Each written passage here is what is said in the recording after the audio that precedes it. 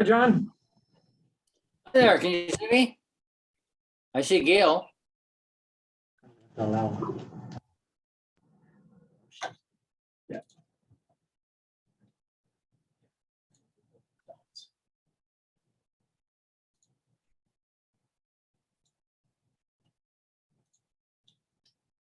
Hi, Gerhard. Hello, how you doing, John? I'm doing good. All right. And was that Keith there too? Hello, sir. The owl is starting to wake up. All right. The owl is still asleep. Is that Gail? How are you today? Oh, you're on mute, Gail. Sorry, I thought I was unmuting it and I muted it instead. Sorry. No problem. You would think after 2 years of this, we would like all just get this right all the time. You would think that. Yeah, yeah. Well, we certainly appreciate you and your team participating in these town halls. It's been extremely helpful. Oh, good, good, good. Happy to hear it. I hope your feedback was good after the first one. It was very good. In fact, John, you sent out a note. You might. Yeah, wanna say it. I had immediately I had 4 or 5 of the panelists who, the participants who I know personally say they thought it was very, both parties did a very good job of just educating them on the pros and cons of going with Ben broadband or going it ourselves. And Mhm. so I thought I was impressed and pleased that nobody was pointing fingers at each other. It's just we're all Yeah. we're all adults here. That's right. We hope so anyway. Yeah. It's Friday night, so you never know what's gonna happen on a Friday night, maybe. Brian's on he's on Central Time, and so maybe he's cocktailing already. I don't know. Yeah, I hope it is. Yeah. Yeah, after spending 35 years in the telecommunications industry, I sometimes dreaded meeting customers because you have no idea what they're going to do and what they're going to say. No, you don't. That's for sure. So we have 2 minutes to start, but we don't have any attendees on yet. Not going to start till we have some. Yeah. How many do we have signed up? I think close to 50. So. Oh, good.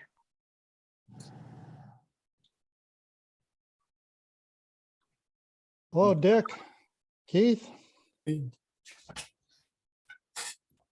Yeah, and Nicole wasn't able to attend today. It's her mother-in-law's 70th birthday, and she said that was just something that she could not miss. Yeah, Good. understood. Nicole, yes, that's good. Yeah. Unfortunately, some of us can't remember our 70th birthday. Right, Mobley? Oh, you are on mute, Keith. Probably a good thing he's on mute. Yeah, probably. For the better, yes.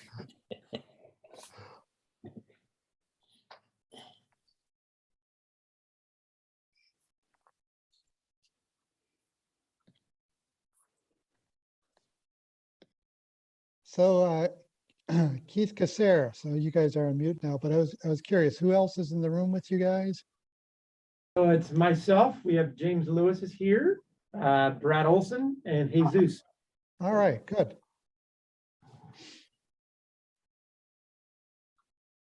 Here we go. The attendees are starting to come in. Four.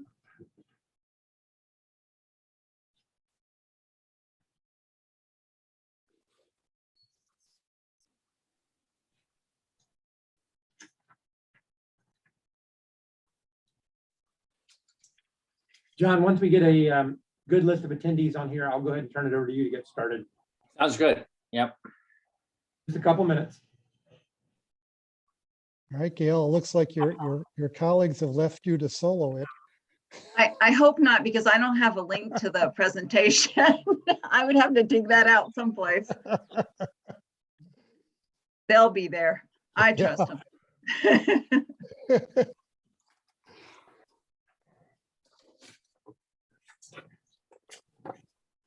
There you come. Brandon?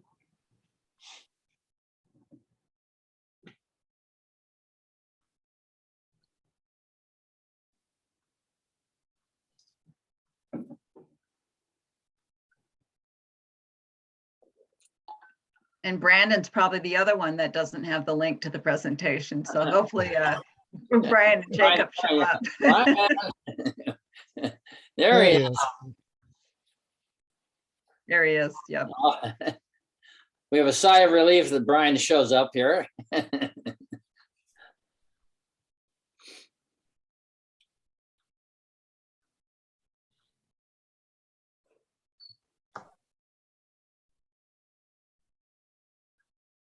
Hey, Brian, you want to test your audio since we were having a little trouble on the last one? Yeah, I'm using my headset this time around. We good? That's Yes. really, yeah, very good. All right. Thank you. Yep. Never had any problem before. I don't know why I did last meeting, but So Brandon says he's in the Zoom, but he's not a presenter for some reason. Oh, I've seen him come on. That is Jacob, not me. Oh, that was Jacob. Sorry. Oh, I see Brandon's name. okay. I guess it's Jacob that's not showing up as a presenter. Yeah, right here. Oh, you click someone else. You click on someone else. I keep switching. Keep adding more people. Yes, hang on 1 second.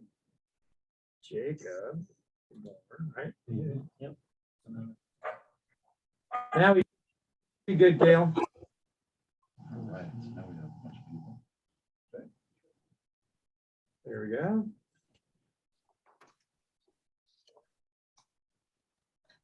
Thank you.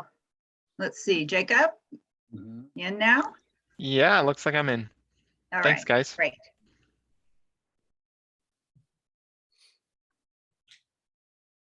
Let's give one more minute. We will get 24 attendees, so hopefully we'll get quite a few more in the next couple.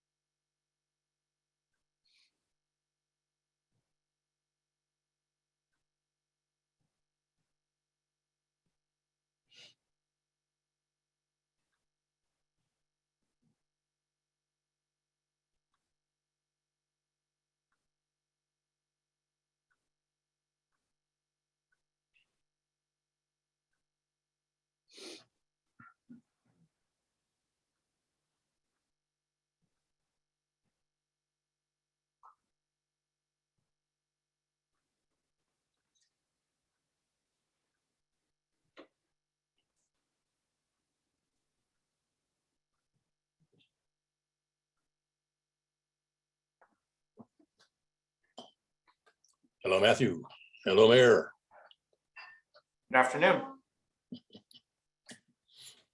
Let's go ahead and get started. We've got a good group of attendees, owners, and let's kick it off. Go for it, sir. Okay. Welcome, one and all. Thank you for spending Friday afternoon with us. This is the second of 3 town hall meetings that we have scheduled dealing with the future of Sunriver's telecommunications needs. I'm John Sulzer, and I'm a longtime Sunriver homeowner and resident and a member of the Telecommunications Task Force. This group was formed 2 years ago by the board to help the board and the community decide what our future would be as far as telecommunications needs. Today, we want to share with you where we are in the process and try to answer any questions you might have.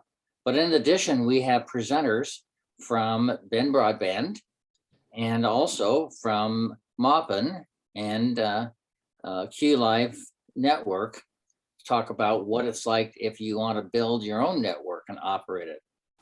So we're pleased, and what we're going to do is if you have questions as you go along and you want to ask them, down at the bottom, there's a chat. You go in and you can type in your your question. We're going to hold off questions until we get through the two panelists group, the two organizations, and then we'll answer questions.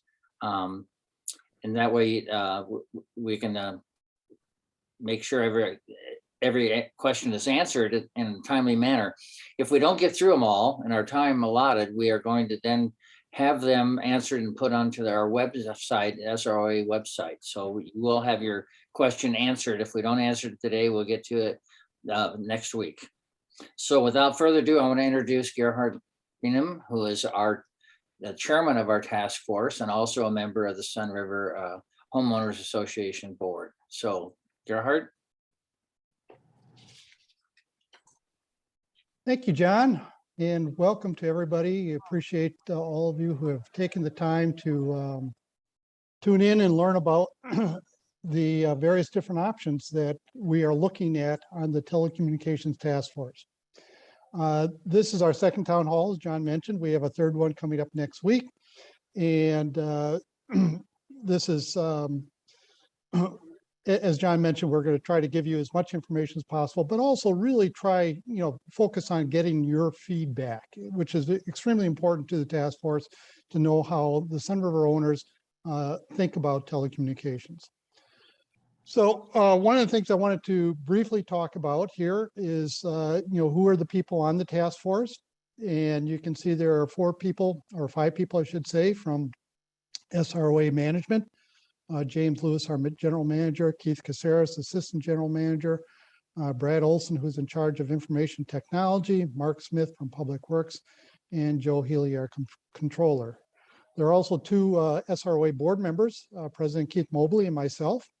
And then we have 5 residents who are also been active participants in the task force, John Salzer, who you just recently met, Jim Pfister, Doug Palin, and Dick Lupke, and Dick is also on the panel today. And then Brian Kotanami from the Sunriver Resort, representing the rental agencies.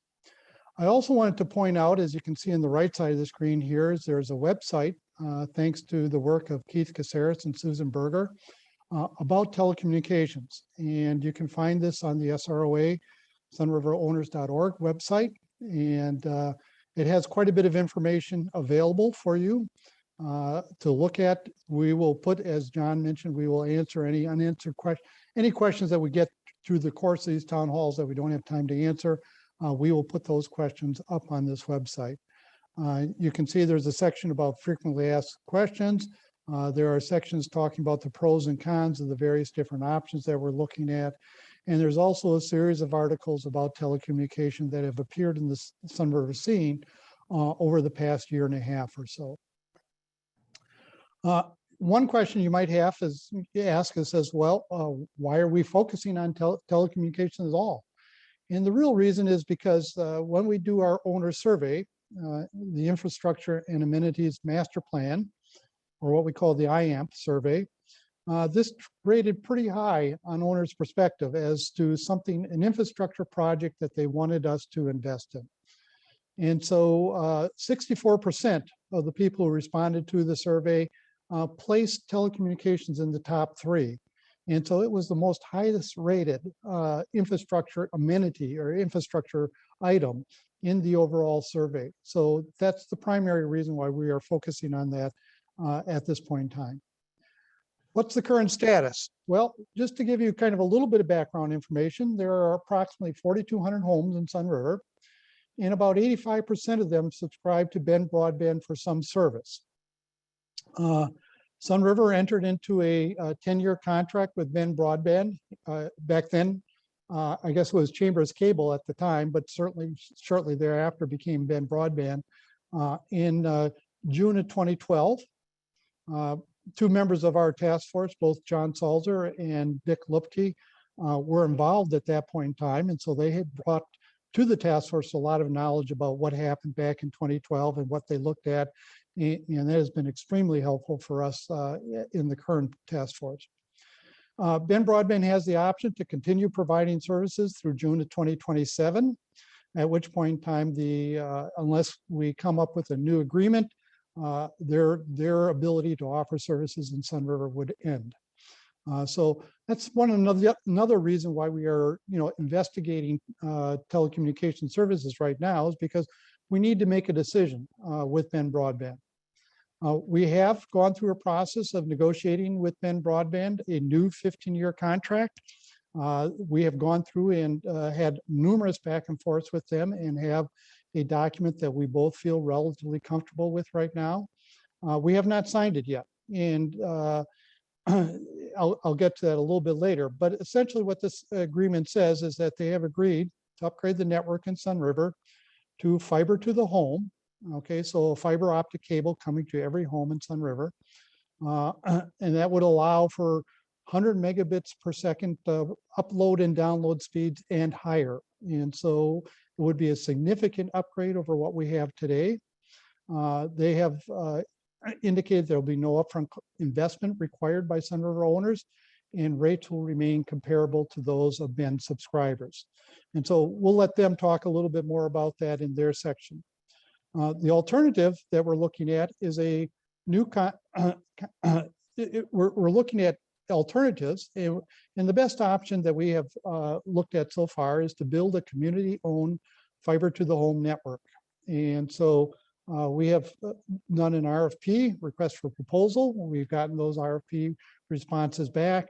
And so we have a pretty good idea how much it's going to cost for us to build our own fiber to the home network. And as John had mentioned earlier, we have people from Maupin and Q Life here who have gone ahead and built their own publicly owned or privately or community owned fiber to the home network. And they will give us a little bit of perspective of what that is like. So that's kind of what I have to cover right now. And so I will turn it back over to you, John. Oh, I have one more slide. Excuse me. I do have one more slide. Okay. So the choices for owners are basically sign a new 15-year contract with Ben Broadband, in which they have agreed to upgrade the network to fiber to the home, or to invest in constructing a Sunriver-owned financed fiber to the home network. And so like the construction of Shark, this would be paid for by owners through either a single payment or a series of payments over 15 years. And you can kind of look at this as like a lease or buy type option. And so that's what we'll be talking about more today. So that is my last slide. So John, up to you. Gerhard. We're pleased today to have 4 members of the Ben Broadband team that has been working on our project and putting the proposal together. And so we invited them to come and tell us where they are in that process and what they plan on providing if we sign that contract. So Gail, should I turn it over to you? Gail Long? Let's go ahead and turn it over to Jacob Golden, and he'll do some brief introductions, and then they'll start into the presentation. Sounds great. Yeah. Thanks. Thanks, Jade. Jacob? Yeah, thank you. So for those of you that haven't seen the thing there, my name is Jacob Golden. I'm from the product management department here at TDS. For those of you that haven't been keeping up on the news with our company, TDS Telecom purchased Ben Broadband back in 2014. So you'll hear us refer to ourselves as TDS, but just know that Ben Broadband and TDS are one and the same. We've been the same team now for years. I've personally been with TDS for 16 years total. I was with Ben Broadband at the time of the acquisition. Currently live and work out of Redmond, Oregon. And I was heavily involved in the Chambers cable acquisition in Sunriver when that took place years ago, and led the office staff actually through the acquisition and integration with Ben Broadband. I was the supervisor of that team at that time.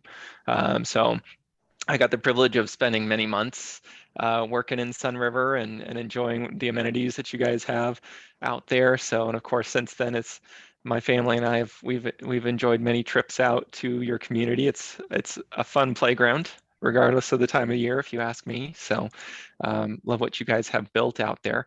But I'm going to speak a little bit more later in the presentation. But for now, I'm gonna hand this over to Brian Gardner. We have 2 other panelists that are assisting us tonight with a Q&A session, Gail Long and Brandon as well. So just know that we'll be enjoying that time together later. Brian, who will be doing the presenting here in a moment, he'll be discussing the internet, TDS internet product. He's been in the telecom industry for 33 years total, and has spent the last 20 plus involved with the delivery of data and internet services. So he's the right man to kick this off, considering the subject. Take it away, Brian. All right, thank you, Jacob. Can everybody hear me okay? And can everyone see the slide presentation? Yep. All right, so we'll get going here. Thank you, everyone, for taking some time out of your busy day this afternoon. As Jacob mentioned, I'm Brian Gardner. I'm the product manager for TDS. My primary responsibility is the high-speed internet data products. I'm going to present to you today. I'm going to give you a little history about our organization, TDS. I'm going to talk a little bit about our network so everybody has a better feel for our network. Then the third topic I'm going to cover is a general discussion on fiber and fiber services. And then I will turn it back over to Jacob and he will wrap it up. So let's talk a little bit about who we are. We are TDS, Telephone and Data Systems. So we have wireline operations, the old ILEC, the old phone company, Ma Bell, as everybody refers to the old ILEC companies as. And we also have cable operations, all right? We've been providing services for a little over 50 years now. We were started by one gentleman, Leroy Carlson, in 1969. He purchased a local telephone company and acquired additional companies throughout the years to build TDS up to what it is today. His primary goal when he started the company in '69 was to leverage technologies and provide advanced communications and to invest in the communities that he served. And he was particularly interested in rural America. You'll see when we show you the map here, there's a lot of operations that we have that are located in the rural parts of the United States of America. We have our wireline operations again, which we have about a little over 1.2 million connections. That makes us the 7th largest telecommunications provider in the United States. And then a few years back, we started to acquire cable companies and get into cable operations. And that's when we acquired Ben Broadband and are working with the Ben Broadband folks out there today. So we have cable operations. We call that our TDS broadband services in 8 different states. And you can see on the map here that we're spread throughout the United States. It's got the different entities. The blue are the ILEC companies that we operate in. The red are CLEC we call, and then or I should say kind of the purplish, and the red are the cable companies. Most of our cable companies are located out in the West with the exception of a property we have in North Carolina. Okay, so our telecom operations, our ILEC, that's what we provide our fiber services primarily through. Has 3,100 employees nationwide to serve our customers over our fiber product. We deliver internet, voice, and video services, as well as business connectivity. So advanced business services to your larger enterprise customers, which include Ethernet circuits, VPNs, things of that nature. I'm specifically talking about the fiber services and the fiber services that we're proposing to build out in the Sunriver community. The internet speeds are up to 1 gig over our current PON products. We just introduced 2 gig services in Q3 last year.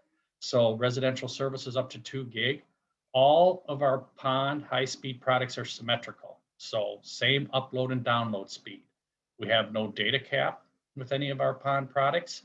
And we are deploying the latest technology. What was deployed previously was called GPON or gigabit passive optic network. We started deploying last year XGS-PON, which is the latest and greatest. It will allow us to scale up. XGS-PON is the new technology that allows us to get to 2 gigs. And XGS-PON, I'm told, is what we will be deploying in the Sunriver market as well if we do build out fiber to your community.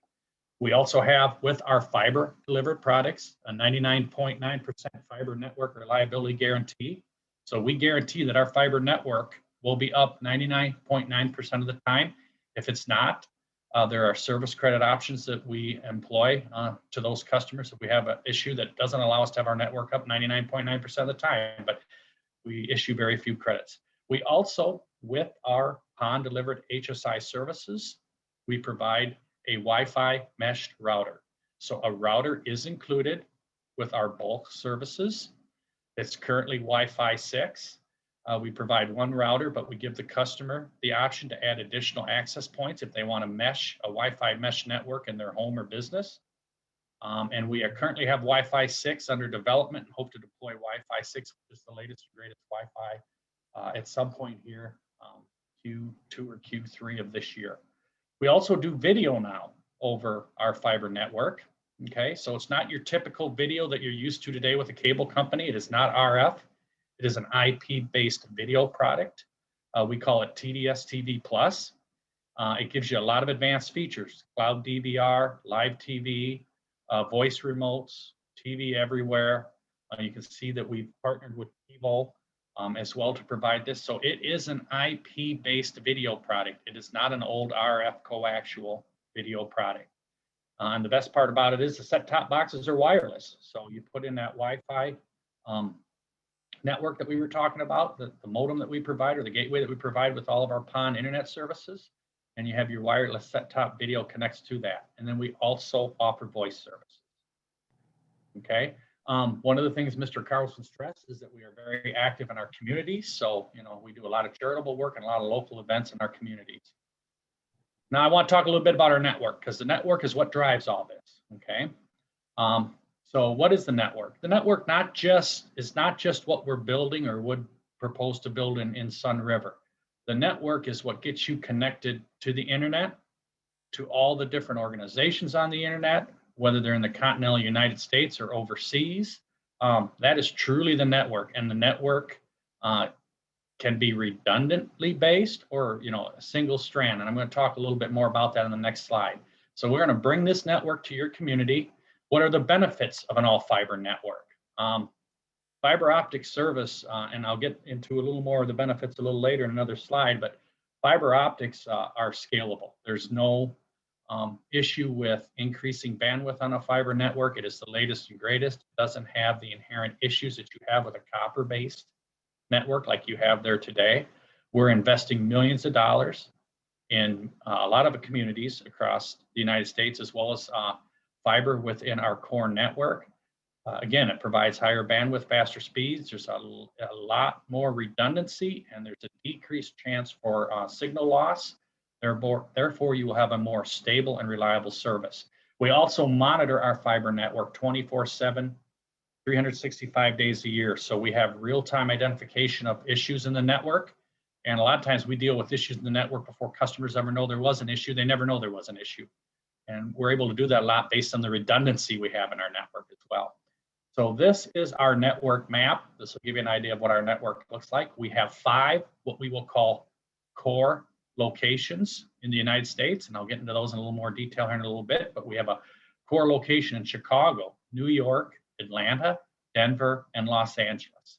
And then, of course, we string out to a lot of our local markets, and you can see we have redundancy from Chicago to the Pacific Northwest, from Denver to the Pacific Northwest, and even from Los Angeles to the Pacific Northwest. So this is our overall network, okay? With that network, we peer with 324 different providers on the internet, peering with over 1,426 different peering partners. You might ask, what is peering? Peering is we bring customers, we bring businesses closer together. So here again is our network, but broken down in a little more detail. So you've got New York, Chicago, Atlanta, Denver, and LA. And then you've got Bend up here. And I'm hoping you can all see my pointer on the screen, but in Bend, we have 2 redundant routers. One router is connected to Los Angeles, another one to Denver. Then we also connect our core network back to Seattle. This is where the peering occurs. So we have 2 different connections into Seattle from Bend that allows us to peer with larger companies like Amazon, Netflix, Apple, Google, and some other national characters. What's the advantage of peering? These are the most common businesses on the net, Amazon, of course, and Netflix. When we peer, you are closer to their connection. When you're closer to their connection, you're going to see a faster download, and they see a faster upload of requests from would-be Sunriver customers to their servers. So by peering, you don't have to send that traffic across the United States or into a community that may be 2,000 miles away. So the peering allows us to provide a much faster customer experience over fiber when we're talking about internet services. All right. That's a little bit about our network. But again, I want to stress the redundancy. So if something happens to this leg kicks in and you'll never experience a service loss. Same with the peering out of Seattle. That's where the redundancy is. And there is redundancy in our local network too. About the only place that we don't have redundancy is that what we call that last mile from your home back to what would be our main location there in Sunriver and back to Bend. Okay. So let's talk a little bit about fiber and high-speed internet. What is fiber? For those of you that don't know, fiber is just basically a strand of flexible glass. What are the benefits of that? No interference. When you have services that go over a copper pair, like the old twisted pair that you get through the phone company for DSL, or coax copper, like you have with the cable provider today, with Ben today, it allows for high voltage to get into the network. It allows for lightning to cause interference, especially with the coax network, RF or radio frequency interference. Anytime there's an open, anytime there's a tap in that network, if RF gets into that network, it degrades the service. With glass, with fiber, you don't have that issue. None of those interfere with it. It is literally a strand of glass, and the signal is transmitted via pulses of laser light. There are lasers on each end, and there's actually a little laser in the ONT that would be placed on your house. It transmits whenever you're doing an upload, it would transmit that signal out. So, and again, another advantage of fiber is it's scalable, very scalable. Fiber, for instance, allows us to offer symmetrical speeds. There is no way you would ever be able to get a gig by gig on a coax or copper network. I mean, the fastest upload we can do on coax is 30 meg compared to, an upload of a gig on fiber. So that's a little bit about TDS, a little bit about the network we built over the years, and just a little insight on fiber. So I am going to turn it back over to Jacob, and he's going to share some more specifics about Sunriver. So go ahead, Jacob. Yeah, if you could leave the screen share up, that would be appreciated. Yep. Thank you, Brian, for driving. Yep. So the reason why I'm taking this part is because I've been part of the team negotiating with your SROA. And we've been working for quite some time now for you guys to be able to bring these options to you. The overbuilding the current cable plant with our fiber network, we've come up with two potential options that the SROA and the TDS are considering. Both agreements would involve an 18 to 24 month lead time from the time the agreement is signed to the time the first customers are converted to the fiber network, right? So as we get the network backbone built, then we would be able to then start connecting customers to that fiber network. This is subject to change based on material and resource availability, which, as you can imagine, with our day and age right now, that it's supply chain and all of that could come into factor, but that's our best estimate as of today. The one thing that the other thing here that would be consistent between the two agreements is that TDS is going to be covering the cost of the network build, and just so you know, that wasn't part of the original negotiation agreement. Your SROA has worked hard on your behalf, and that was something that TDS agreed to do throughout the negotiation process. That was one piece that we agreed to do. So just so you know, there your association is working hard for you. The services agreement option number one is really a basic agreement. In other words, it's really to cover the time that we would need to have services in order to build out the plant. In other words, the SROA is agreeing to a 15-year agreement with the TDS option to extend it for another 5 years. And this is really just saying that we're going to build the plant on our cost, and that during that time, we would be the service provider that would be out there. Now, doesn't stop other companies from coming in, of course, but that's just the agreement between us and the SROA. In that relationship, you would be a direct customer of TDS. In other words, all of your services, you would just work with us on how that would be billed. You would be, setting up your TV, internet, and voice potentially with us, depending on what you would like. And that would be made available by the time that the construction is complete. So that would be just a direct relationship between us and you as the customer. Okay, next slide for me, Brian. The second agreement is what we would call a bulk agreement. And there's a lot of advantages to this. We've got some new information from some of the questions that people posed in the first presentation. So for those of you that may have attended the first, you'll notice some changes to this slide. So first of all, a bulk agreement is something that because of your scale, because of the community size, and because of what you're looking for as a community, we have the option to provide you 300 by 300 megabits internet, in other words, 300 symmetrical internet service.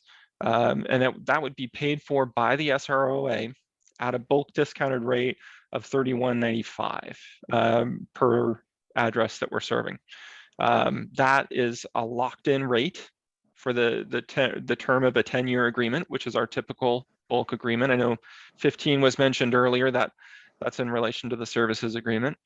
That rate comes out to about a 42% discount off of our current retail rate. So it's a killer deal, and definitely one of the best reasons to go with this option. Customers may choose to upgrade. So in this case, basically, unless you choose to upgrade your internet service or choose to add TV or voice service, you wouldn't necessarily need a direct relationship with TDS other than making sure your internet. You wouldn't basically be paying a bill to us other than, if you need a service call or something like that, then you could call us. But in this case, the SROA is paying for the internet service unless you choose to do something above and beyond that. Included with the bulk agreement, the Wi-Fi rental is also included, which is not the case in the services agreement. So that's another cost savings.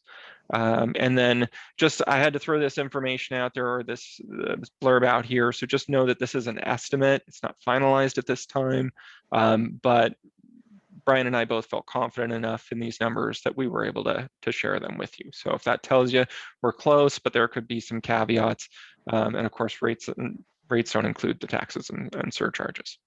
Okay, and that's really it for our part of the presentation.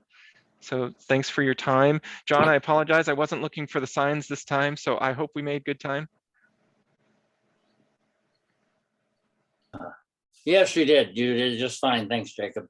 Ben Broadband for the presentation. Hopefully it was beneficial for our owners to hear.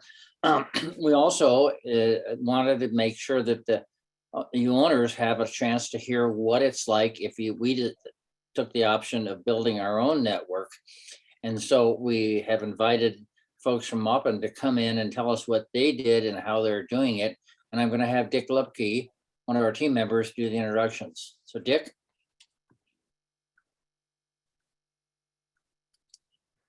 Or did you mean Keith? Oh, I think, yeah, I'm sorry. Yeah, it was Keith. No, I think you meant Keith. Yes, thanks. All right, very good. Yeah, Lynn Ewing, who is before you, has been working to improve connectivity in Maupin since the mid-90s, when all that was available were long-distance dial-up connections at very slow speeds. He's been mayor since 2016 and was on the city council for over 20 years before that. Lynn also taught technology courses for over 25 years in the Dalles at K-12 and community college levels. He has been an advocate for affordable high-speed broadband throughout the state and is working with QLife to expand fiber throughout underserved areas of Wasco County. And QLife is shorthand for the Quality Life Intergovernmental Agency, something that was created about 20 years ago between the city of the Dalles and Wasco County. They are the current partners in that enterprise. Also with us today is the administrator of the Q-Life Network. That's the assumed business name for the Quality Life Intergovernmental Agency. And Matthew Klebs has a bachelor's degree in political science, master's in public policy and management. He served in the U.S. Peace Corps as a volunteer in the Philippines.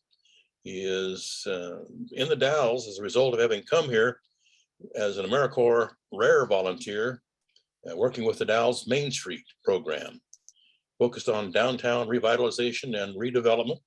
He did such a good job there that he was asked to become an assistant to the city manager of the Dalles, and then stolen by Wasco County to serve as administrative service director. He then became the acting administrator of Q-Life, and just recently has become the third full-time administrator of Q-Life. The first administrator was the city manager for the city of the Dalles. The second was the administrator for Wasco County, Tyler, and now it is Matthew. So let's lead off with the mayor of Maupin, Mayor Ewing. Well, I'm glad to come back and speak to some of you. For some of you, this isn't the first time. I'm not sure whether you really need my slideshow. Hopefully all of you know where Maupin is. We're about 90 miles north of Bend. If you just keep going north, eventually you'll get here. Maupin, as he said in the introduction, when I first started using the internet, it was long distance dial-up, if you can imagine that. And it was the old modem where it made all the funny noises and then eventually connected. And you could get text, email. Anything beyond that was not possible. Our problem over all the years we've been doing this is our incumbent carrier, the phone company. We were always at their mercy. Whatever they were willing to provide is what we could get. So the first thing we did was the school had another way to get internet than through the phone company. So we let it be known that the school was going to offer local dial-up. Well, then the phone company finally broke down and made local dial-up available. When the schools again started threatening to share services in another way, they came in with DSL. It was just like one thing after another. The phone company never responded until we threatened to do something outside of their capabilities. So, and then it was always just barely enough to keep up with what we were considering. When we came up with the idea for a fiber project, the phone company wasn't interested. They said it can't be done. Now they probably have a dozen voice customers in Maupin, and maybe 3 or 4 diehards that are still on DSL. I'm sure their DSL is much faster than it used to be because nobody's using it, but they were always late to the game and always came in minimally. For this project, we worked very hand in hand with Q-Life. Because they're part of our county government, it made it much easier to work through them, and they have the expertise.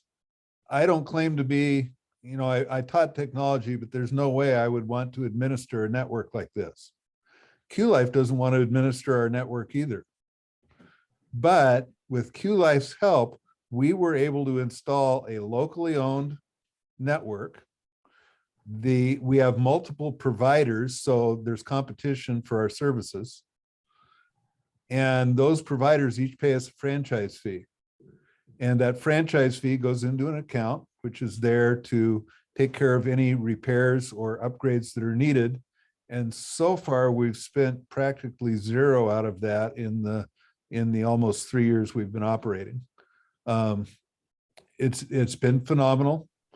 It's done some things that I know Sunriver would like. A lot of our vacation homeowners are now permanent residents because they have faster internet here than they had at their home in Portland, and why not live here?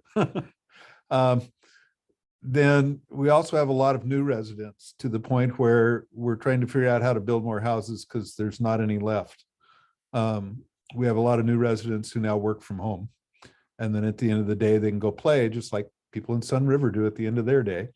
But they can actually work here and stay here full time instead of just part time like they'd done before. Our network, as I said, is fully owned by the city. We still rely on QLife for questions of upgrades and changes and other things we might want to do. And through QLife, we have access to their engineers who help design our system.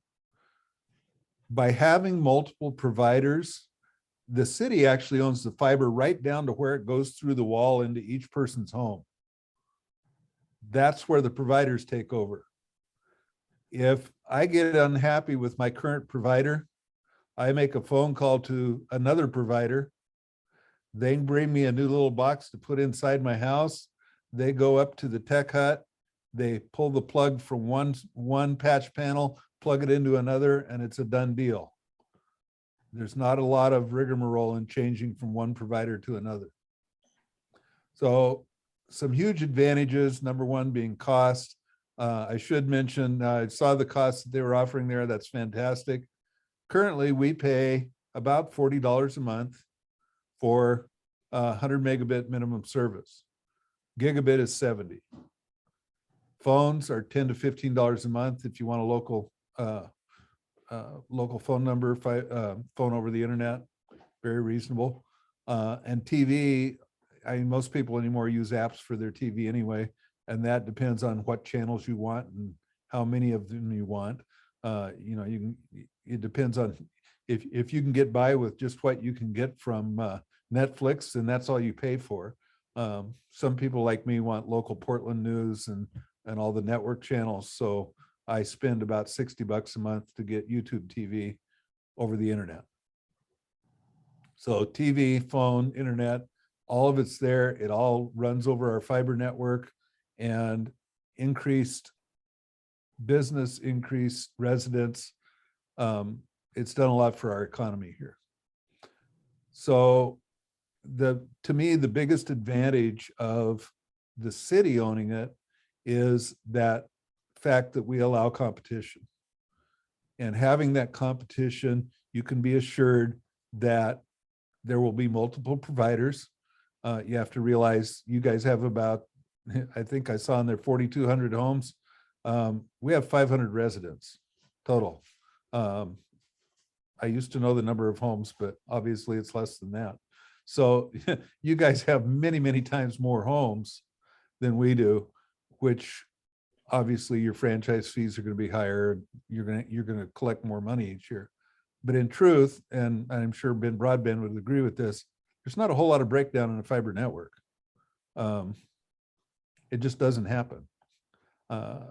Ours is almost all above ground, hanging from poles. From what I understand, yours would be primarily underground, so it would even be more reliable. In the 3 years we've had this, I think I've been without internet for probably 2 hours total in that 3 years, and that was due to some severe weather that caused a disruption at the source where we get ours from, Bonneville Power's substation. So other than that, we haven't had any issues in that 3 years. So I should let Matthew now take over and explain QLife's role and how they helped us a little bit, and then what their plans are moving forward. So Matthew, it's all yours. Thank you, Lynn, and my apologies if you hear my kids in the background. We had a COVID daycare outbreak, so this week has been very interesting to say the least, trying to balance everything. But yes, thank you for having me this afternoon. My name is Matthew, as Keith mentioned. I'm with Wasco County, and what I'll focus on is kind of the structure of QLife and a little bit more about how we do business and what we've brought to the table. And as Lynn mentioned, you know, some of that assistance that was provided. And while the Moppin project was a few years ago, QLife itself has been around since 2012 and 2002, my apologies, and has been working to build middle mile fiber, especially at its onset, largely within the city of the Dalles itself. And that really began with a 16 or 17 mile fiber ring in the Dalles that we've continued to build and expand since then. And we offer lit and dark fiber lease rates or lease options for ISPs to utilize and deliver that service up here in the Dalles. And as Keith mentioned, it's an intergovernmental agency between primarily the city of the Dalles and Wasco County. Our local hospital is also involved, and we have had different participants kind of have different levels of involvement over the years. And one of the key benefits of that is that we can avail ourselves of some of the various grants and other financial sources that are may not be available to a private ISP, for instance. And so we've applied to different grants. We'll be able to leverage some of those additional funds with the tremendous amount of broadband money coming down the pipeline here soon. We're very much aware and looking at those different opportunities. And that's one of those key benefits of having an IGA or having an intergovernmental agency involved in something like this. Recently, we applied to the NTIA funding grant cycle from last year to build from Maupin, actually, up to some of our other communities or population centers that we have here in Wasco County, including Pine Hollow, Waumik, and Ty Valley, actually, where the Wasco County Fairgrounds is as well. And so the Q-Life agency is overseen by a board. We have 2 representatives from the city of the Dalles and Wasco County, a representative from the local hospital, and an at-large position. And that board provides direction, again, as Keith mentioned, originally to staff provided or dedicated from the city of the Dalles. More recently, staff, the administrator Tyler Stone, and now myself with Wasco County. And we have several different consultants that we work with, not staffers, but consultants, our contractors that help us with technical management of our plant and facilities, as well as project design and project management. And we contract out some of our maintenance operations as well. And when we have a new build or we have an extension that we want to do, we develop that project typically internally. We scope it out, do the permitting, design, and engineering, and then put that out to bid for a contractor to actually construct, typically following some of our standards and requirements for how we want our plant to be set up and constructed. And so over the years, like I said, we've expanded and built throughout the Dalles. We had the very successful Maupin project that Lynn described to you a moment ago, hoping to extend that to some of our other communities.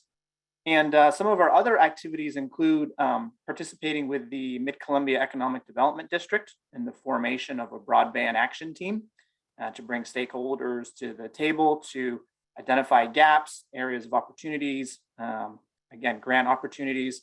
In the primary project we're dealing with right now is some of the speed data that's available and some of the speed map challenges that some of you may be aware of that we're encountering. And so with that, I'll probably pause there.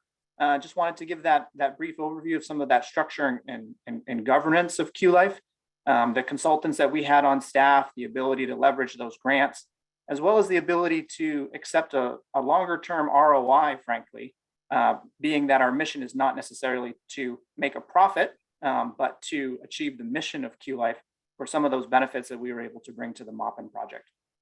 Thank you. Hey, thank you, Matthew. Thank you, Lynn. Now, for the audience, you've heard from both Ben Broadband and from the folks in Maupin and the Dalles. We want you to, people have already been asking questions, and Keith Casares is kind of screening those, and we'll read the question and identify who should answer it.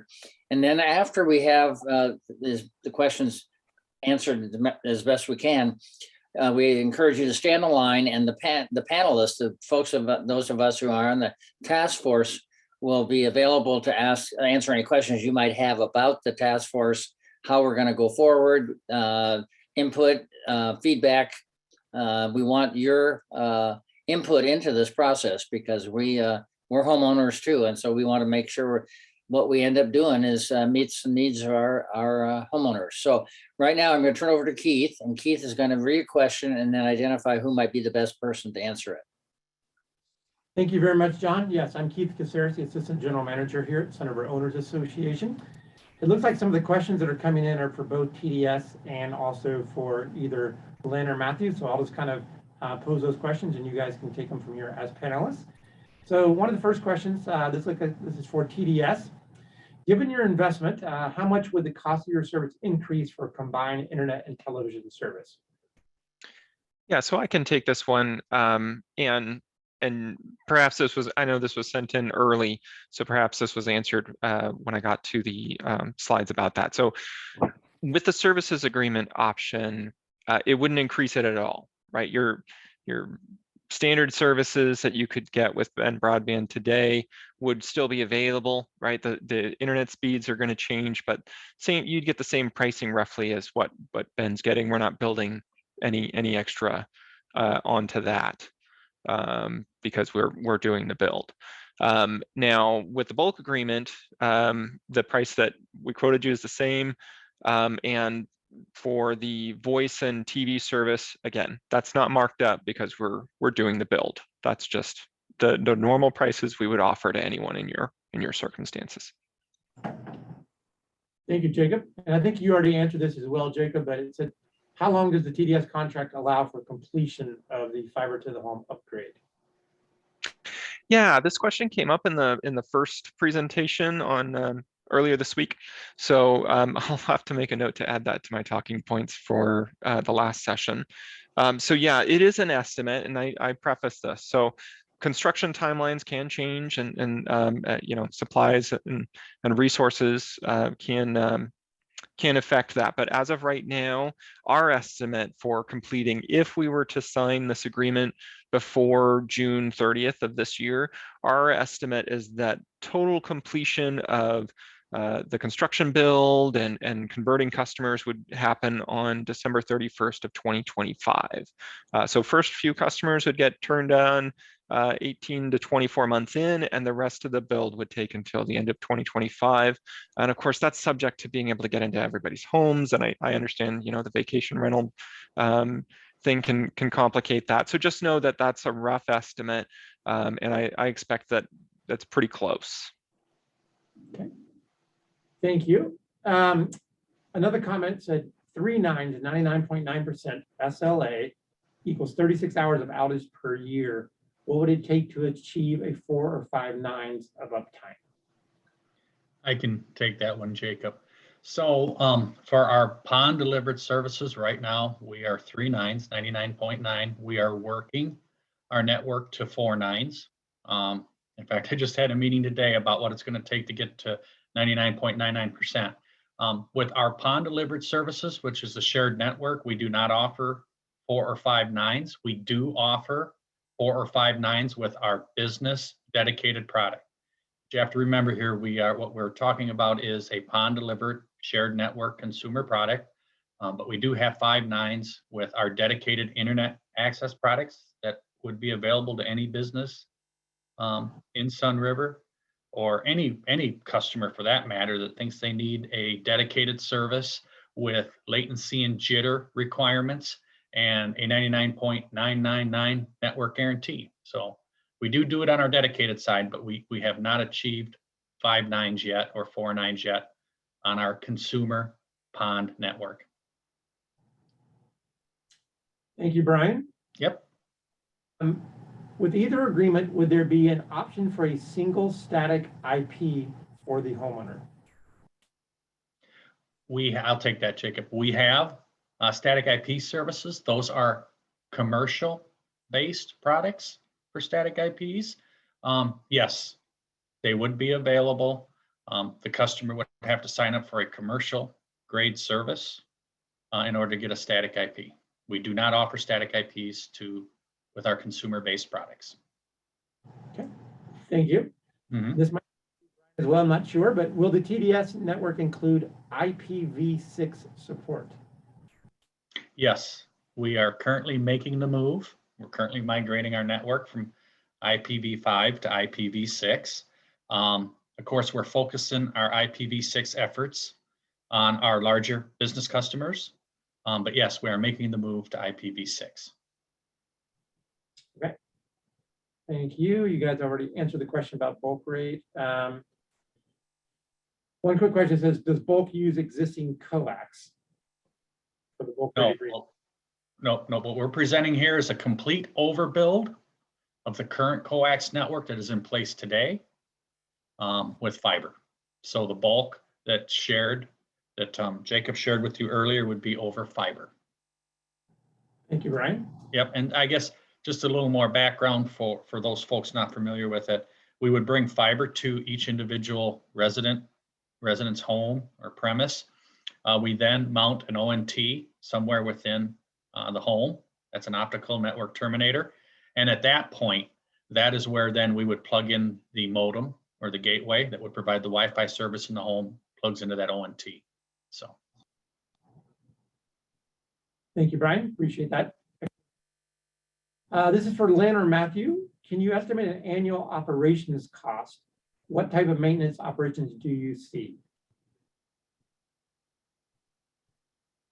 The way ours is set up, we've made almost no expenditure for operations.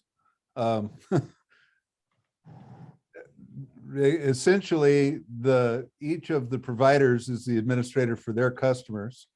They take care of all the equipment in the tech hut. They take care of any changes to that. They take care of all of that on their own. We do not do any of that. We own the fiber once it leaves that tech hut. So that's where most of the administrative cost occurs. The providers share the cost of that administration within that. So we really don't have expenses unless something would get broken. If a log truck comes through town and takes out a fiber line where it crosses the highway, then we'll have some costs. Which hasn't happened yet, knock on wood. Yes, it did happen before with the phone line, but it hasn't happened with the fiber yet. Thank you. Appreciate that. The other question for Lynn or Matthew, how long did it take to build out the Moffett network from start to finish? 2 years. And that included a delay while I went out and found some more money at one point of about 3 months, and some weather delays in the winter when nothing much could happen anywhere. But for the most part, start to finish was 2 years, and then off and on maybe 2 or 3 months to get everybody connected that wanted to be. We do have about a little over a 90% adoption rate. So just about anybody that has a home here has the internet, unless it's a vacation home. They're trying to get away from everything. Got it. Thank you very much. We'll take this next question in 2 parts. And so the first part of the question is, what would be the cost per home to install our own fiber to the home network? So maybe Gerhard or Dick, do you want to talk about that possibly? Yeah, I can briefly comment on that. And again, keep in mind that what we're doing is we're projecting out into the future, and we have to make an assumption about what the interest rate would be back at that point in time. But we're talking somewhere probably on the order for the construction. What it would cost is, like I said, you could do it like Shark, where you could pay up front, or you could pay a certain amount per year, or you could pay a certain amount per month. And, probably a good rough number for the certain amount per month over the 15-year time period would be about $35 per month per homeowner. Okay. Thank you, Gerhard.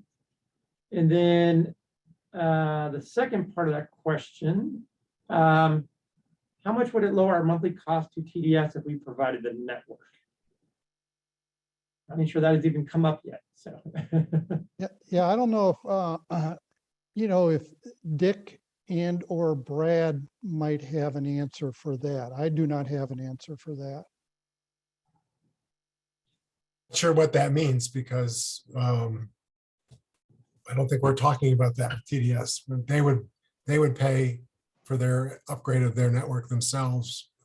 We wouldn't pay for it and then have them operate on it. If you're asking, would we allow TDS to operate on our network? For sure, we would ask them if they want to and see if they could bid on what that would cost. I'm not sure. We haven't been discussing that with them, and I'm not sure if they would or wouldn't bid on such a proposition. Perfect. Thank you. This is for TDS. Does the TDS contract include fiber to the home for Caldera and Crosswater? Jacob? Yeah, I'll take this one. So um, I'm not familiar enough with the design to know for sure that those areas are covered in there. However, I believe our network designer used the current cable footprint as the design goal. This would be a complete overbuild. So I can't quote that 100%. I'd need to go back and check addresses. I think one thing, I mean, again, what TDS does in terms of their network is up to them, but it would not be part of the agreement with SROA. And so, Caldera and Crosswater aren't part of the SROA organization. And so they would not be covered by a agreement between TDS and SROA. That helps. Thank you. Moving back to Moppin, is there a full or part-time network administrator actually in Moppin? No. We haven't had a need for one. And essentially, we own the fiber once it leaves the tech hut, which is a small building that houses all of the equipment, and the individual ISPs own the equipment inside that. They do their own maintenance on their equipment. So the only maintenance we would have to do would be on the actual fiber strands itself, and there really isn't maintenance involved in that. Thank you. And Lynn, this is probably for you as well. Does the city of Moppin subsidize the cost of the fiber network, including construction and maintenance? No, on the maintenance, we haven't had to. As far as construction, it was about a $2 million build, and we invested a little less than $25,000 because we were very successful with grants and good partnerships with the people we worked with to make it happen, including the county and Q-Life and other things. So I guess we did subsidize the build to a very small amount when you think of 25 grand into a $2 million network. Thank you. This is a pretty wordy question here. What would be involved in the building out of a physical infrastructure in Sunriver of a new fiber network? I can probably try to answer some of that. And Dick, you might have to help out a little bit here. Essentially what we're talking about is going and digging trenches and boring tunnels underneath roads and pathways to really install a conduit. And a conduit is a plastic tube. And the plastic tube might be subdivided into 5 or 6 different sections. And then what happens is they dig a trench, they put the conduit in the trench, and then they actually take the fiber, and they have various different means of getting the fiber to travel down the distance of the tube. Sometimes they blow it through, sometimes they drag it through, but there are different means of getting that put in place. Ultimately, the fiber will travel underground from some central location to the side of a Sunriver owner's home. And it would pop out of the ground at that point in time, just like your coax for your cable TV pops out of the ground at the side of your home. Maybe it's on the side of your garage or somewhere on the side of your home, but the fiber would pop out of the ground there, and it would connect up to, as the people from TDS explained, a termination unit that would be potentially inside your home because this unit does have to be powered. It does have to be plugged into an electrical outlet.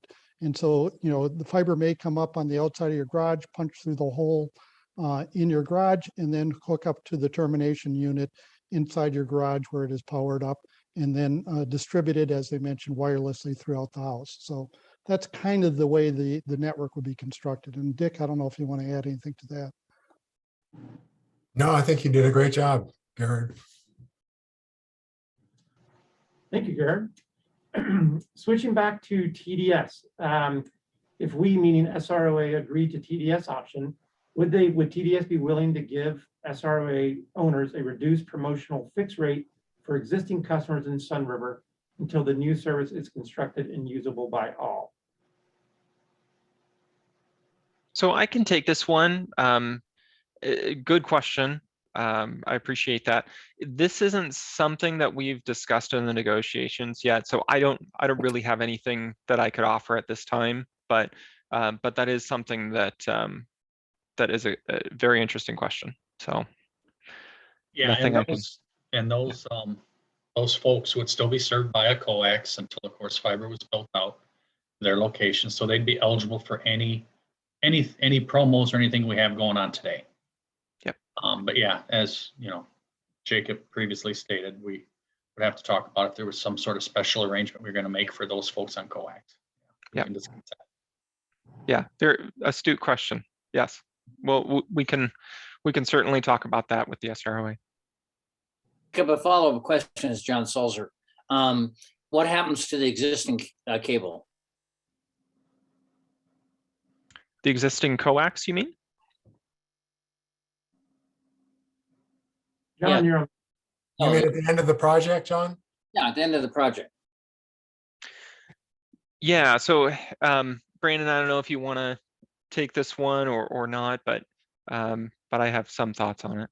Yeah, because so if we were to come in there and rebuild the fiber network, there's a couple different things that could play out. We have some coax out there that is in conduit. We have some coax out there that is obviously direct buried within the dirt and not in conduit. So the stuff that can be pulled out of the conduit and removed upon, termination and shutting down of the coax system would be wrecked out and removed. If there are sections of coax that are in the dirt, and this is pre-engineering speculation at this point. A lot of these details are going to be narrowed down when final contracts are signed. But any coax that's direct buried, aka not in conduit, will probably be just cut off and left in its current path. When you start trying to remove direct buried plant or cable of any kind, often you do a lot more damage than it's really worth at that point. But if you guys had specific concerns, that is stuff I encourage you to voice, obviously within a contract environment if need be. Thank you. Question is kind of a split question. Why do I need this service when Ben Broadband already offers me service of 1 gigabyte? I'll let someone take that first part of the question. Brian, I think I'm going to toss that one to you. Well, I think during my presentation, I covered the benefits of fiber. Yes, we do offer 1 gigabit service over the DOCSIS today, but we can only do 20 meg or 30 meg on the upload, depending on the product you have. So it's not symmetrical. So if some of you, I don't know the situation out there in Sunriver, but if any of you are like me, on March 17th of 2020, I was told I'm working from home. All right. So I am doing more video conferencing than ever. And then I've got 2 kids in school here. They're doing their schoolwork from home. I happen to have TDS fiber at my home because I live in a TDS fiber community, and I've got the 300 by 300, and I don't experience any issues. So having that faster symmetrical upload helps. Like if you're a gamer, it helps, but normal internet usage, gig by 30 is more than sufficient, right? Because if you're looking at if you're going out to Netflix and you're pulling down a video, the upload, you're telling them what you want. That whole video is coming on the download side. So gig is typically sufficient. But fiber is just a better delivery platform. There are less service related issues, less loss of signal, but just as important, who knows what the future holds? Will you need 2 gig for something in 3 years, 5 years, 8 years? Will telemedicine just take off? Fiber is very scalable, where we're at the max with gig by 30, gig by 20 on coax. That's pretty much the max. We'll never be able to get any faster speeds on the coax plan. Let me just kind of add a little bit to that from my own personal experience. One of the things that I do is I back up my computer files at home to a cloud service. And, I have the 300 megabit service from Ben Broadband today. It affords me 10 megabits of upload speed. So When I do the initial backup of the files on my computer, it can take several weeks in order for that process to complete. And if the process is interrupted in the middle, I can sometimes have to go way back to the beginning and start all over again. So having a high-speed upload, a high and reliable upload speed is hugely advantageous for anybody who is dealing with cloud services. Mhm. I can chime in on that as well. That upload speed can be such an asset. We have a business here in Maupin that takes photographs of the rafts going through rapids. I'm sure any of you have been down here have probably gotten some of those.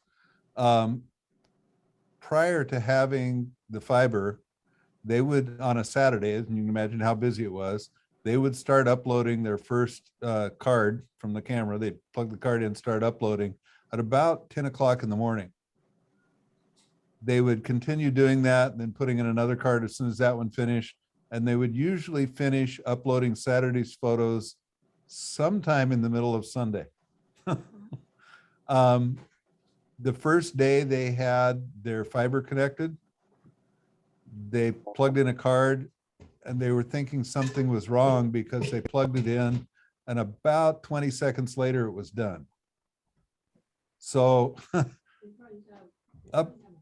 upload speed. So, and that was at 100 meg service upload. So upload speed can be tremendous for anybody in business.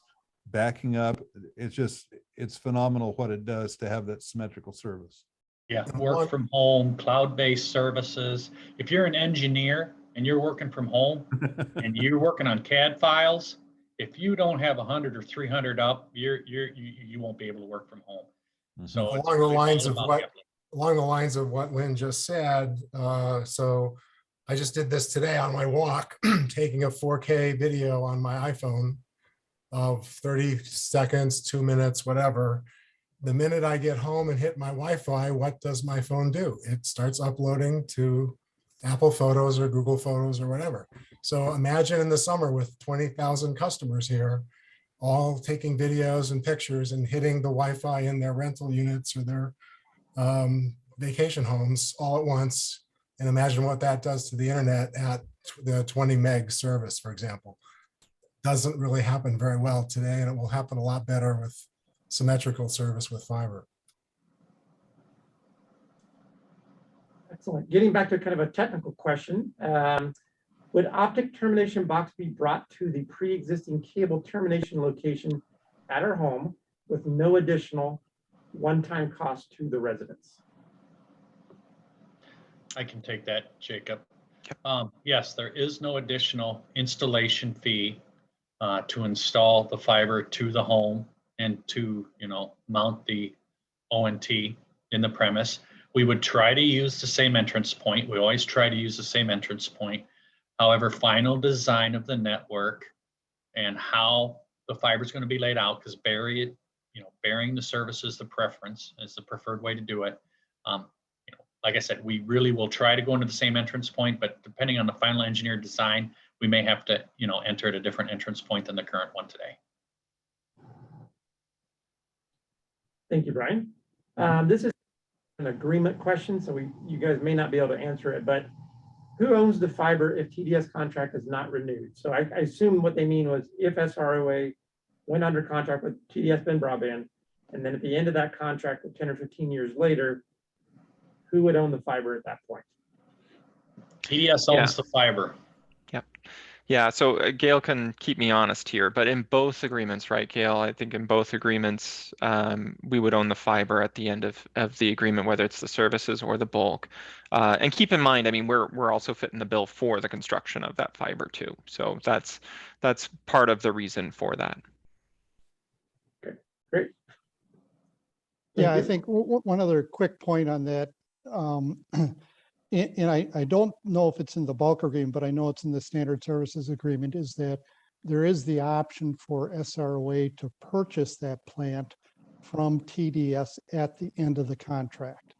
And so there's a negotiated price at which we could purchase the fiber plant at that point in time. Yeah, and also another heavily negotiated point garage. Yeah, so that again, the association working on your guys' behalf. Yeah. Thank you. Is it likely that we would have to rewire the inside of our homes so that we would get the full benefit of the fiber network? So I can- I'll, oh, Go ahead, Brian. Go ahead, Brandon. Go ahead. So basically the fiber optic, as Brian had mentioned earlier, is going to be brand new up into the side of the residence. From there, you have an ONT, which converts light to RF.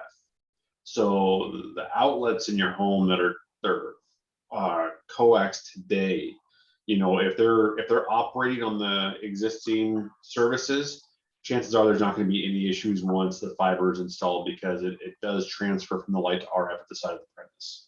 I'm not in the installation side of the company, but I've been there before, so that's a kind of a generic answer, I guess. But Brian, you can add if you want to. But Yeah. typically, it is not going to require a rewire if it's working today. No, it's not going to require rewiring.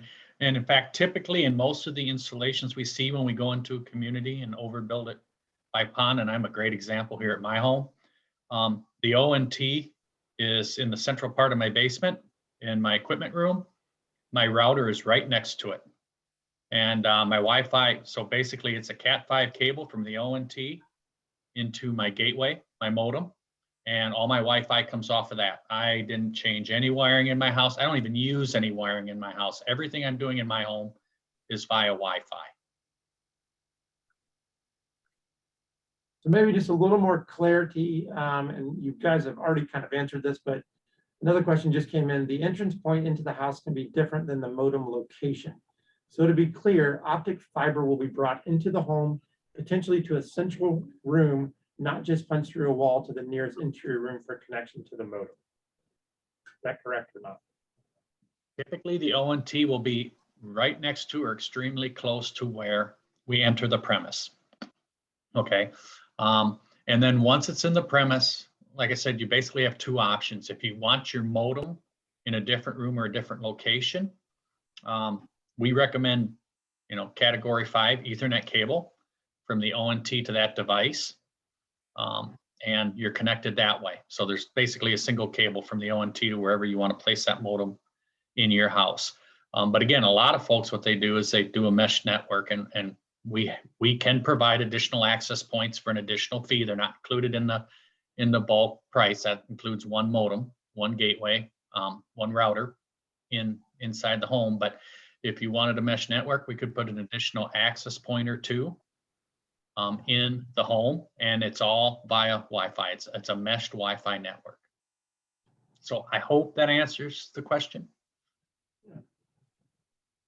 Great job. Thank you, Brian.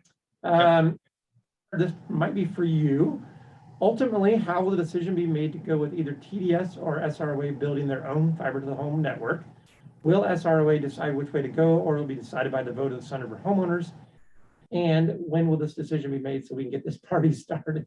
I like the last part of that. So let me start, and Keith might want to chime in here also. Our objective is really to gather a lot of information and inform homeowners as to what the options are. We expect that the board will have a discussion about the various different options, probably at the April board meeting. That's kind of our current plan. At that point in time, the board may elect to say, okay, we're going to send it out, a vote to the owners, and have the owners decide which way they want to go. Or the board could make a different decision and says, okay, we see such a compelling case for doing Plan A. We're just going to go ahead and sign a contract to do Plan A. But I think at this point in time, and I can't speak for the whole board, I can only speak for myself. I think at this point in time, I'm anticipating that the board will have a discussion, and the end result of that discussion will be a vote of the owners in the August timeframe. And Keith, I I don't would know. agree. That makes sense to me. Yeah, the Telecommunications Task Force, the membership that was displayed earlier, will first need to decide what it is going to recommend to the board. And then the board will take up that recommendation and decide whether it wants to go with it or not. I think Jeremy from Sandy put it real good in the first town hall. Pros and cons to both options, right? So you basically have to sit down and go through the pros and cons of each option and come to a determination on, which route you want to go as a homeowners association. But there's definitely pros and cons to both options. And that's part of the reason we wanted to have these town hall meetings, is to hear from both Ben Broadband and from those folks who have put in their own network, so the owners can hear it firsthand from the source rather than having it come from the task force. So we do appreciate the fact that both Ben Broadband and Lynn and Matthew agreed to come in and share their ideas and thoughts with us, so that the owners can have a better feel for those two options. So I think we're going to cut that off right now as far as questions for the panelists, and we appreciate Ben Broadband and from the folks from Maupin and the Dalles for joining us. And what we're going to do is ask you to sign off, and then we'll have a few comments for the owners as to any specific questions. So thank you very much for the panelists for, again, a nice presentation. Okay, thank you for having us. Thank you, everyone. Thank you, Lynn. Yep. Thank you, Matthew. Yep. Thank you for trusting in our opinion once more. And I do have to do this since I get nothing out of this. If you're in Maupin this spring or would like to come, we're going to turn 100 years old on May 21st, and we're having a party. So our 100th birthday party is going to be several months long, but it starts on May 21st this year. So if you want to come help us celebrate, come on down or up. Thank you. Thanks for the invite. Announcement there.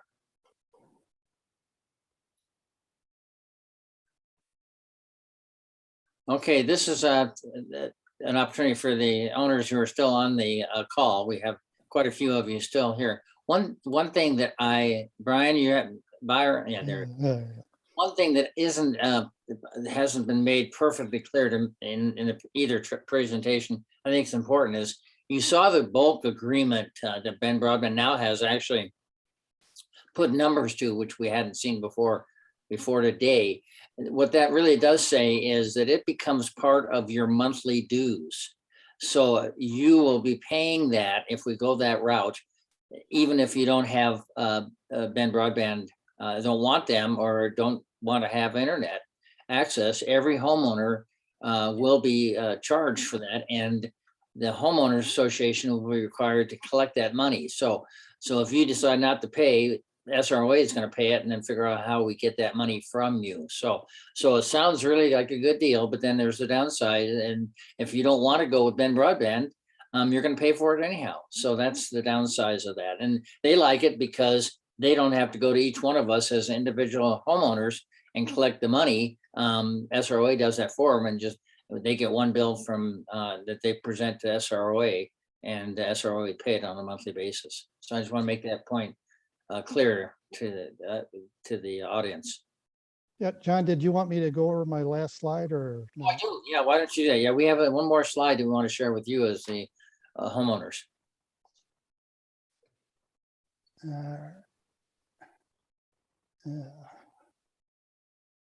Okay, went too far. Come back here. Slideshow. Okay, so just kind of a real quick summary. And I think, the people from Ben Broadband mentioned this during the question and answer period, that, there are pros and cons with each one. And so it's really something that we want to get feedback from the owners on, because, some people may look at it and says, geez, I really like the idea of a contract with Ben Broadband. Other people may look at it and says, I'd really like to have us own our own network. And there isn't really a one, absolute choice that's going to be the best thing for everybody. So that's why we need your feedback. So if we renew a contract with Ben Broadband, some of the pros are no cash outlay required by owners. Okay, so basically they're saying if we enter into the standard service agreement, it's just going to be a continuation of the current service agreement that we have in terms of we will be paying prices that are comparable to what we're paying today and comparable to what people in Bend pay. You as an individual owner will contract with Bend Broadband for whatever services you want. I think another thing is, Bend Broadband is a full service provider. They offer cable TV, internet, and phone. If we, so it's kind of one-stop shopping. And so there are some advantages, and some customers may perceive that as being something that they really would like to have. Another advantage is there's no change in the service provider. In other words, if you are a Bend Broadband customer today, after they install fiber to the home, you will still remain a Bend Broadband customer. There won't be a disruption in service. There won't be a chance. You won't have to enter into a new billing arrangement. It's just a matter of converting from the existing network to the fiber network. And finally, the network upgrade is likely to be quicker with Bend Broadband than if we build our own network. And in part, that's because they have part of Sunriver is already installed with fiber. Now, the fiber doesn't go all the way to your home, but the fiber goes to what they call a node. And I think there are like 13 nodes in Sunriver. And then from those nodes, it's coaxial cable to your home. And so they have fiber in Sunriver already. They just have to extend that fiber from the node to your home. So they don't have as much of a build out to do as if when we build our own network. Some of the cons, some Sunriver owners have had service quality issues with Bend Broadband. And, we've heard on the task force from a number of owners that are really frustrated with the service that they've gotten from Bend Broadband. They're really frustrated that they've had these chronic problems that Bend Broadband has not been adequately addressing.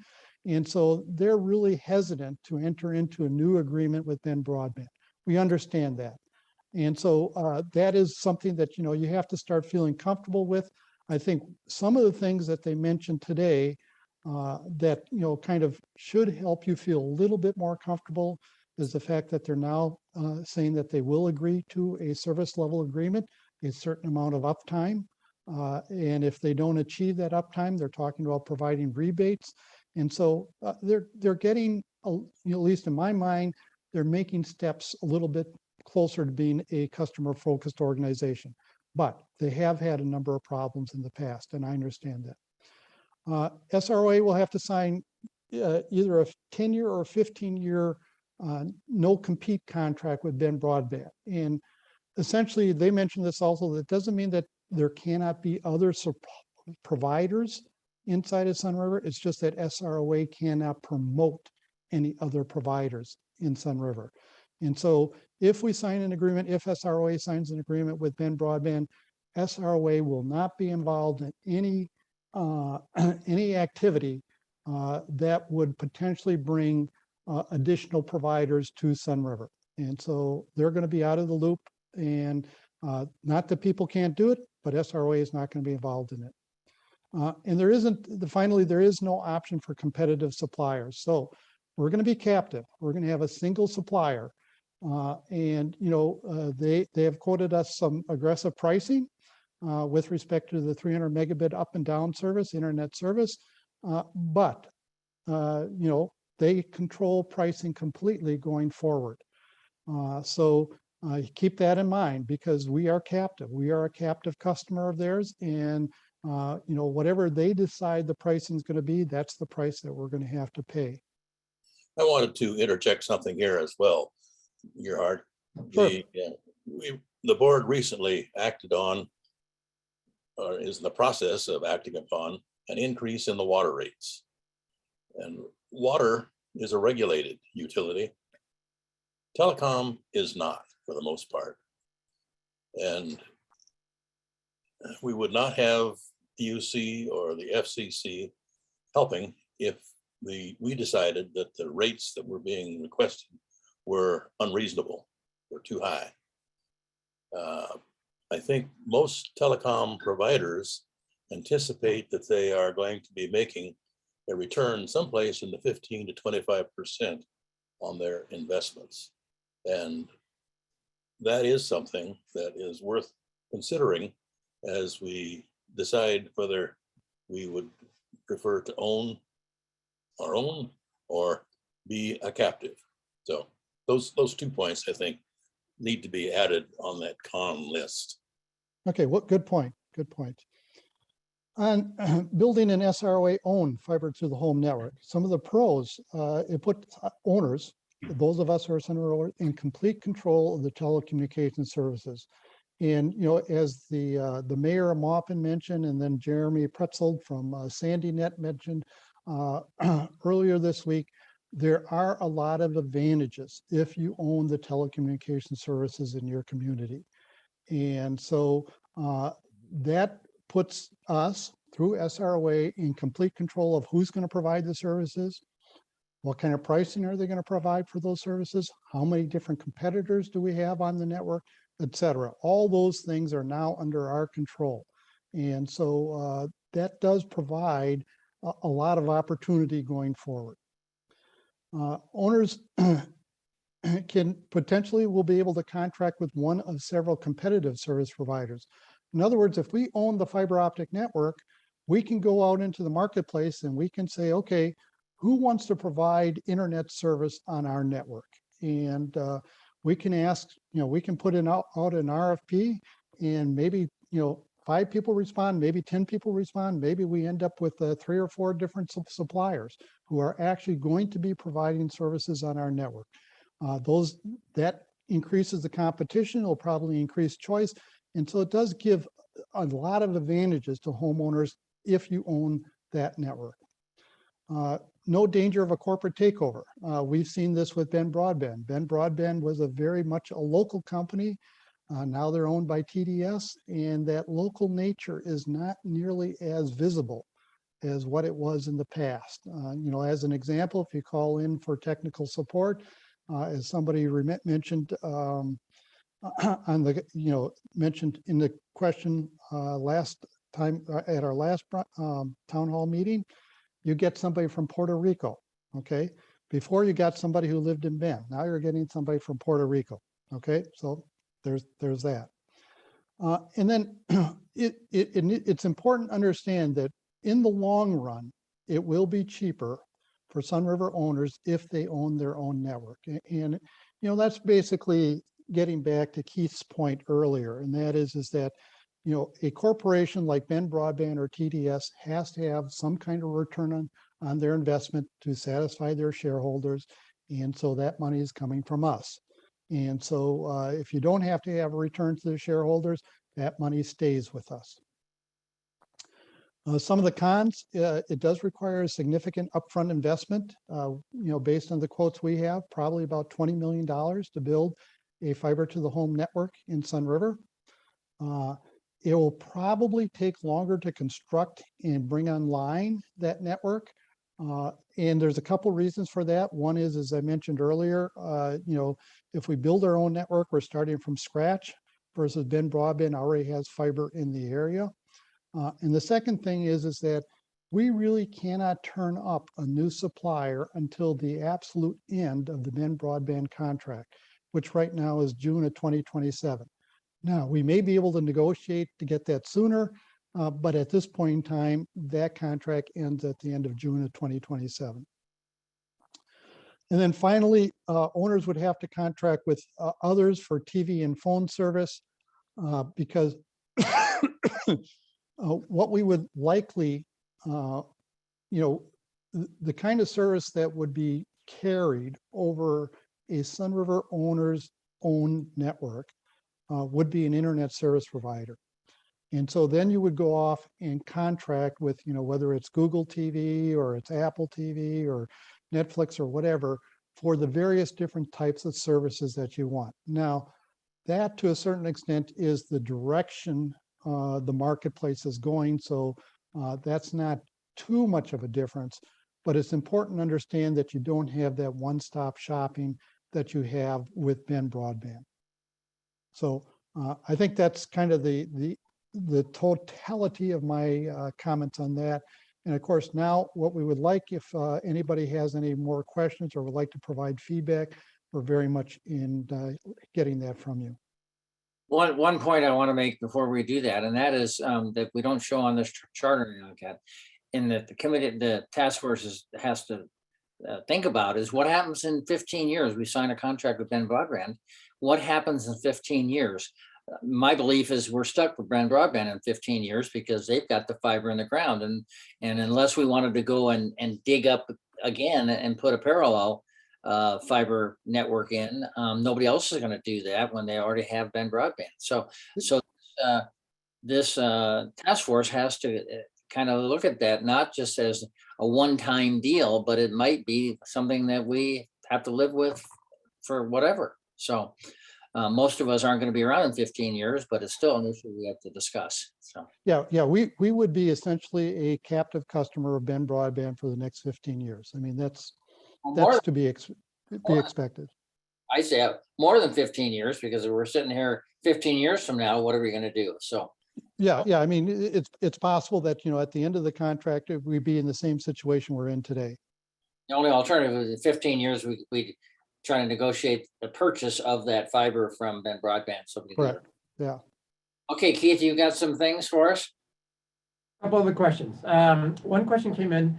The other telecom vendor with cable in the ground currently is CenturyLink.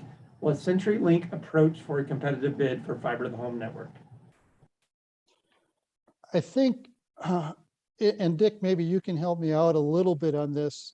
We did have some discussions about CenturyLink, but their presence in Sunriver is really not, it's not a fiber presence. I think it's a DSL presence. Is that correct, Dick?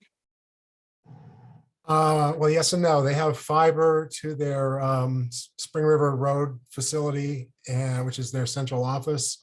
They do run fiber from there into Sunriver to the village and to the Sunriver Resort, who pay business rates for that fiber, but they don't go anywhere further than that. So everybody in Sunriver has twisted pair copper that runs all the way down to that Spring River Road facility. If you're on the northern edge of Sunriver, you pretty much have, less than 1 megabit service. So almost nobody uses it.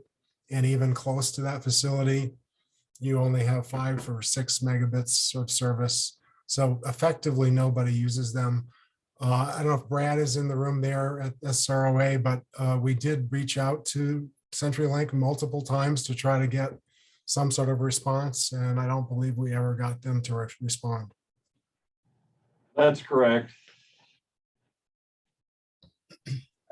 Dick, this question is probably for you, and you already answered it in the chat box, but for those people that did not get a chance to see that in the chat box, question was, who are the ISP vendors that would contract with the homeowners for SROA's own network? Can you give examples of companies that provide that service? Yeah, that was a good question, and I put an answer in the chat box, but we've talked to at least 5 and maybe more potential providers, all of whom are interested in coming in and providing service on a SROA owned network. So it's typically something that there's a lot of interest in, and a lot of business models around the country do exactly that. There's 300 or 400 municipal networks right now that are running. And so a lot of those are being run by private entities or by open access kind of models like we're talking about. So it is definitely something that's done. On next Wednesday, the 2nd, there'll be another third town hall where a company that's based in the Seattle area, Gigabit Now, will be on there to present how they do it in various cities. They've got 6 or 7 cities they provide this service, including Issaquah Highlands up in the Seattle area. But they also do the Sea Ranch Resort, if any of you know that, on the California coast in Sonoma County. It's a community much like Sunriver, about half our size, about 2,000 homes. But they put in a network many years ago, and they'll tell you the same story. Essentially, you're hearing from some of these other folks. All of a sudden, they've got a whole lot more permanent residents than they did 2 years ago because of people migrating there and using that gigabit high-speed network. So if you're interested in hearing from one of these companies, tune in to the town hall next Wednesday, the 2nd at 3:30. Great. And Dick, this might be another question for you as well regarding build out. regardless of which option is chosen within Sunriver, we want fiber infrastructure to be underground. Can it be laid in a parallel line with the existing coax? And then in parentheses, it says, I realize you can't remove the coax at the same time. Why dig separate pathways or raceways?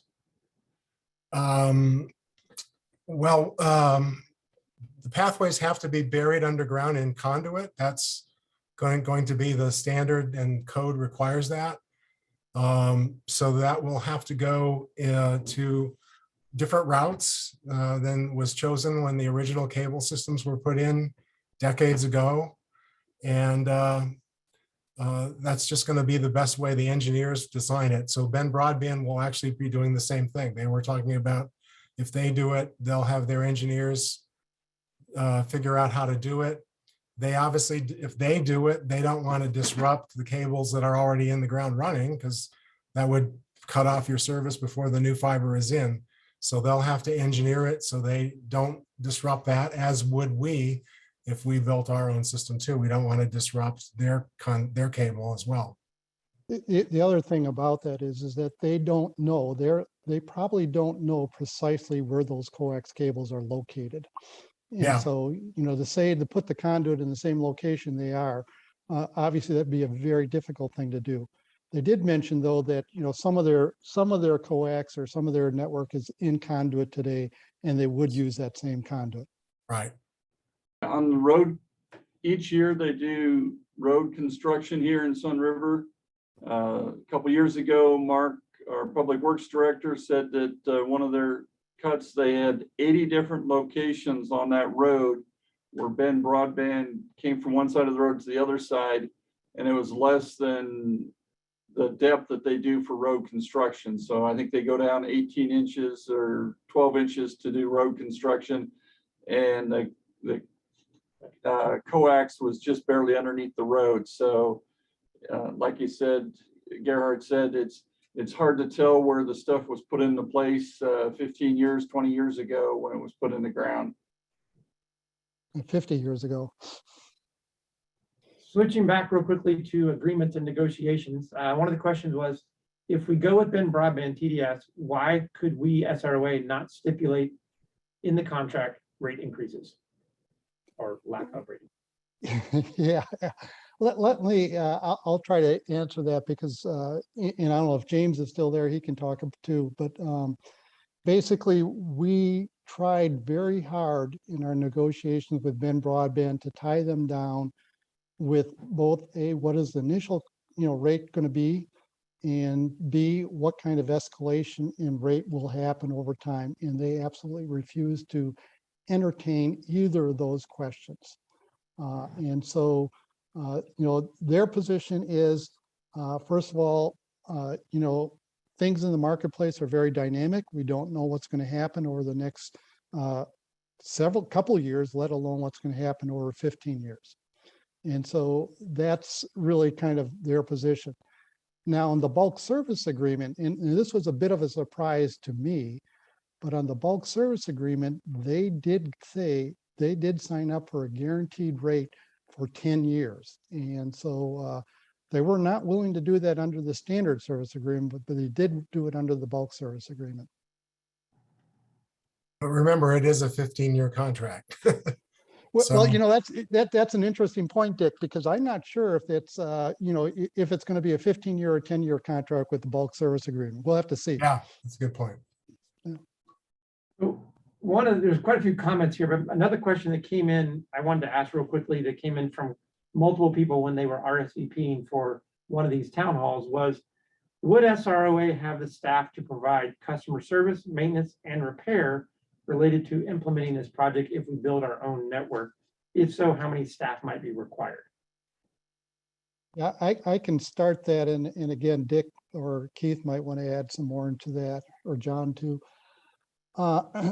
The thought process that we have is, if we built our own network, what we would do is we would contract with one of the internet service providers that is providing service on our network to actually do the maintenance work. And so you can imagine maybe we have 2 or 4 different ISPs that are providing services on our network. one of those ISPs we would contract with to do the maintenance work in all the if there's a break, come in and fix the break. If there's new installations, to do new installations, et cetera, like that. Thank you, Gerhard. A couple more questions, and we probably have to cut off the time frame because it's just past our time already. But another great question here is, has the committee explored what grants might be available from the government as part of the infrastructure plans to offset the cost of building it ourselves? Yeah, I'll again make some comments, and Keith may want to comment some more on that too, is that we have looked at that. We have talked to people in Deschutes County. We have talked to people in the state government, with respect to things like the CARES Act or the ARPA Act, and now the infrastructure plan. And at this point in time, we have not found an opportunity for any specific grant from state, federal, or local government.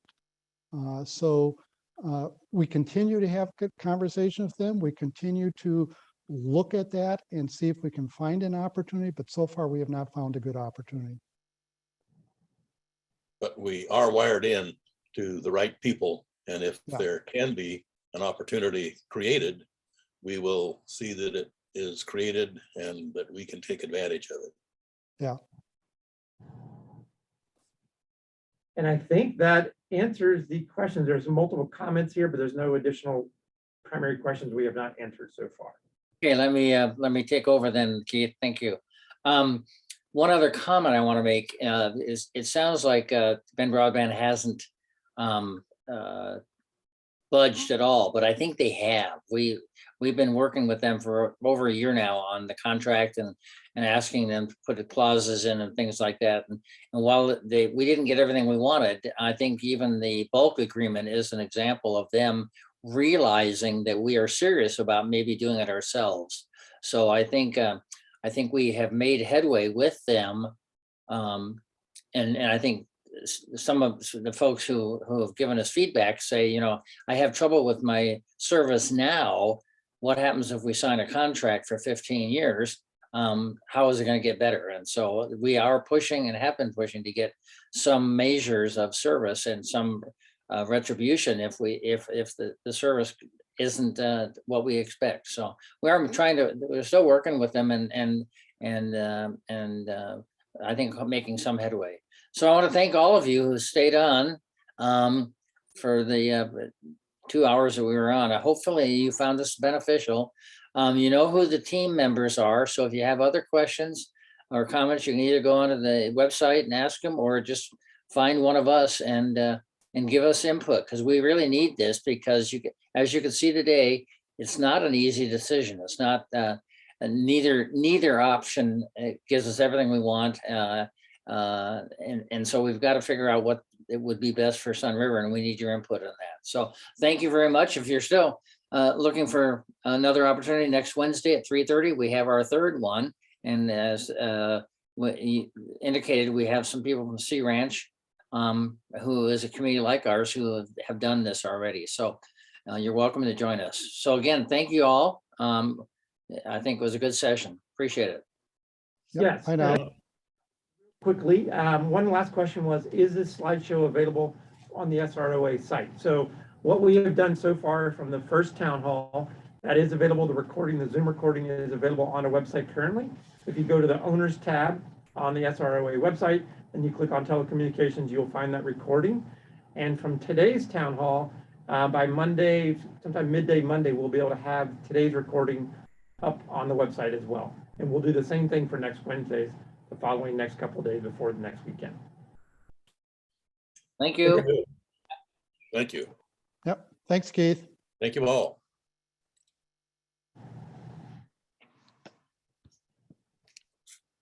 Good job. Thanks. Hang on, just close that.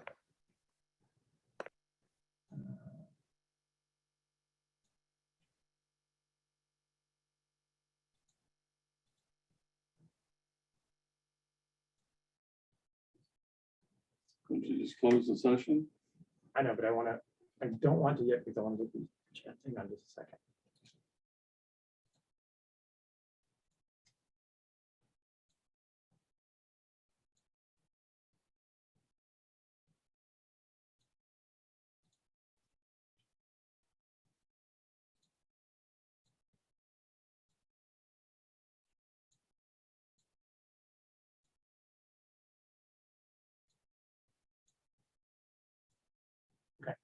So now there's no attendees. That's why I want to get to real quick. And so no one's on except for us as a panelist. But there's one comment that says this panel is way too positive on the devil we know versus the one we currently have. That we don't know versus the one we currently have. That's interesting. So they think the build our own network is layered with too many faults. It's kind of interesting. And another comment here was I appreciate your work has been significant, but the decision process needs further development and more balance. I feel like we're trying to be as balanced as possible. And someone says, based on the tone, more than anything else, it sounds though the task force and some board members are leaning pretty hard in one direction. How do we weigh in on our own leads? So it's just interesting what people say.